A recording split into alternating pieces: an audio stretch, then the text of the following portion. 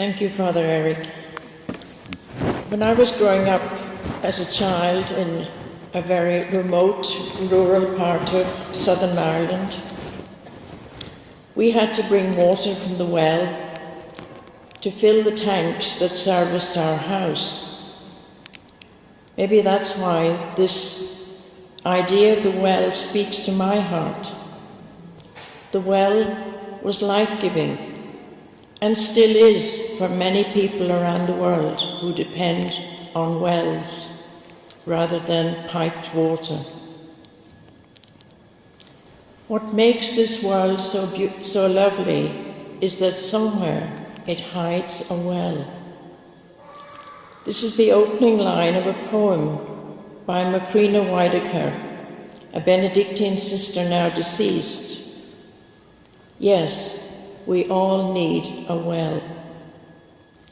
The woman in today's gospel comes to the well late in the day.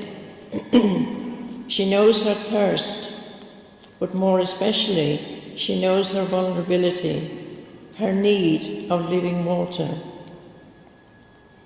It's unusual, as Father Eric has said, to come to the well in the heat of the day. But this woman carries many labels. She knows she's not welcome, though she still comes to the community well. Perhaps like all of us, she yearns for connection. I dare say there have been and are times when each of us have felt alone and vulnerable and don't want to be in the crowd. Yet we know we need to come to the community well. And we come. We come in need of healing and connection. We come with our stories, our questions, our concerns. What happens next so often depends on how we're received. It will determine how that relationship grows. The woman in today's gospel, so used to being ignored, is really surprised as Jesus throws her a lifeline and listens. I know from experience too that in moments of vulnerability I have been greatly helped by someone listening, not necessarily giving solutions. And I'm blessed in my experience of community that almost always there was someone to listen without judgment. I long for that same gift and blessing for others who seek help and a listening ear. I pray that our worshipping community can be a well where those who are vulnerable can come to drink and come to know they're loved by God, who desires their well-being.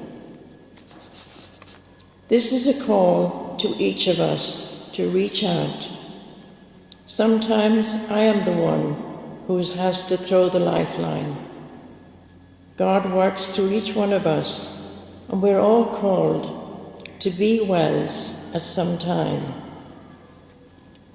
As a wider church community, we know our vulnerability. We're not the most popular institution in social media. We know our need to sit at the well and wait for the lifeline which Jesus will throw to us. Yet, like the woman, we have to acknowledge our failings as a wider church. We have not always lived up to what we preach. I trust and long for our wider church communities to be wells of welcome, open to the seeker, open to those who are different, to those who carry all sorts of labels that make them feel vulnerable, alone, and unwelcome. And we know we cannot do this in our own strength. Our personal wells need to be refilled. We need to be communities who together sit at the well and receive the word, the affirmation that enables us to go out and be good news in our homes, our places of work, and among our neighbours.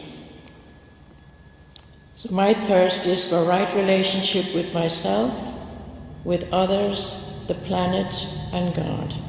And this invites me, in fact compels me, to reach out and join with others who are committed to making a difference. Macrina writes, "Some experiences are like wells too. People create them. They are life-giving happenings, wells of wonder, wells of hope.